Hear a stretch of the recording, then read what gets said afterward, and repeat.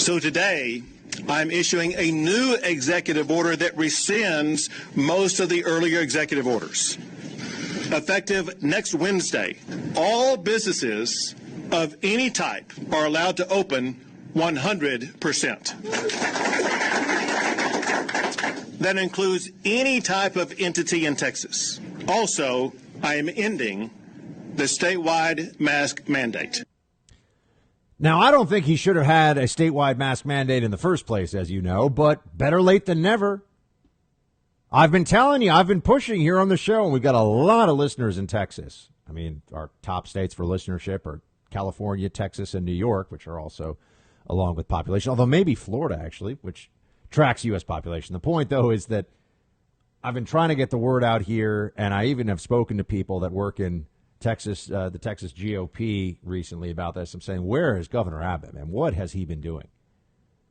It should have been much better. And people that tell me, oh, but Buck, it's not that bad where I am. Life seems pretty normal. Okay, well, that's good. I'm happy to hear that if you're in Texas. It hasn't been normal in Austin. It hasn't been normal in Houston. It hasn't been normal in Dallas from the people that I talk to who live there. There's all kinds of mask mandates and, indoor dining restrictions, all kinds of stuff going on there. Finally, he's seeing the light. I think it took him too long, but here he is. Is this at some level in response to the disaster of the freezing storm that came through and shut down power? I'm sure at some level, yeah, his polls have slipped a little bit, but I think Texas has also been preparing for this for some time. And they've known. I mean, Florida is getting a lot of attention. I mean, Ron DeSantis is running around. He's number 2 now, behind a former president only. Let's keep that in mind. He's behind Trump when it comes to presidential contenders, according to the CPAC straw poll from last week. But, I mean, it's a former president, right? Other than that, Ron DeSantis is running away with the field, and it's very clear why. Here he is, play clip 11. I see in many parts of our country a sad state of affairs. Schools closed, businesses shuttered, and millions of lives destroyed. This calamitous reality is just the beginning of what will likely be long-term damage to children, to families, and to society. Sow the wind, and you reap the whirlwind.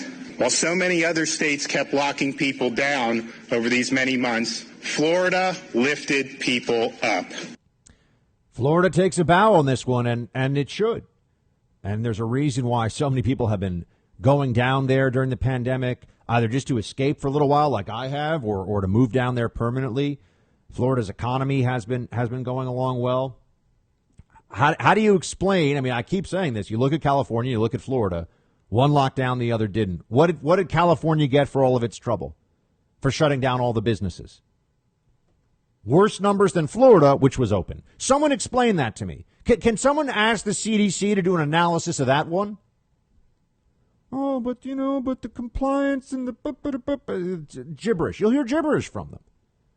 People were wrong about this. Massively wrong. And they were wrong all along. But they don't care. They don't care. They like to think that they were smarter than everybody else. They like to think that they were the ones that understood what was really happening here. And I just want to be very clear with you. I tell you, I see this coming. I see that coming. You know about double masks. You know about the second. I knew there'd be a second lockdown in New York as well as other places. I knew that schools should have been opened. I was saying in August, schools should be open. Okay, here we are in March. Teachers unions still playing these games. It's absurd. It's despicable what they're doing. There's no real justification for this. Doesn't matter. It's about power. It's about politics. They pretend it's about science. And Fauci is the worst, the absolute worst. This guy should have been fired right away. It was a huge mistake. I actually think the decision not to remove Fauci might have cost President Trump re-election. I've gone to that point now. When you see the data on it, it's very clear. If you were a Fauciite, you voted for Biden. If you had any qualms at all, even just a little bit of willingness to question Fauci, you probably voted for Trump. Remember, this is a guy who openly lied to the American people, and then really actually, what he did was he told the truth the first time, but then he lied about what he said about masks to cover it up because he wanted to push a policy that the Democrats all believed in. And another thing that I've been telling you about, and it was only a matter of time before we got to this. Here's a doctor on MSNBC. Remember the arguments that I was making in the very beginning of the pandemic? I was saying this is about risk reduction, not risk elimination. We could save a lot of lives by making the speed limit 10 miles an hour, which we absolutely could. The speed limit was 10 miles an hour. You would save thousands and thousands of lives in this country every year. What's the matter? You got to get somewhere so fast. Why not make the speed limit 10 miles an hour? It wasn't a specious argument. It wasn't cynical.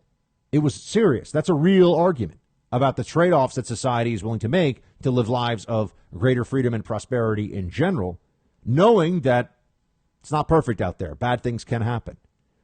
But they dismissed that argument. And I said, well, if it's so smart to wear masks, if it's so obvious, and we've known all along somehow but just didn't know it, that mass masking was the key to public health during an aerosolized outbreak of virus, why didn't we do it before? Why did tens of thousands of people a year die from flu? They'd say, shut up, it's not the flu. I said, okay, but we've established the precedent. You listen to the show, you know. We've established the precedent where in the future we're going to be told you have to mask up for the flu now as well. Turns out that the argument that we were making then, that they dismissed, is now the argument the lockdowners are making. This is from MSNBC, play 3. Is we figure out what flu strains have been circulating in places like Australia or South America, which sort of predicts what strains are likely to come into our country. There's been so little flu in those two areas, I think it's going to be hard for us to try and figure out what flu strains to pick. But you're right. If we mask and social distance every winter, we will see a dramatic reduction in flu, which usually causes hundreds of thousands of hospitalizations and tens of thousands of deaths. I wonder whether that will be the lesson from this. Yeah, I wonder. I wonder if we will just do masking and social distancing every winter, which will save hundreds of thousands of hospitalizations, tens of thousands of deaths. You know, maybe it is time to do that. Remember when 8 months ago, 9 months ago, some of us were saying, okay, get ready to mask up forever because you're going to have to do this for flu, too, under this construct of the trade-offs. It's no big deal, they say. What's the problem? What's the harm? So you can't really breathe normally. So you're constantly uncomfortable. So you're showing that you'll bend the knee to some state mandate that literally is regulating how you're allowed to breathe. That's what's actually going on. What's the big deal, they said? It's just temporary. You sure about that? You sure it's just temporary? I told you.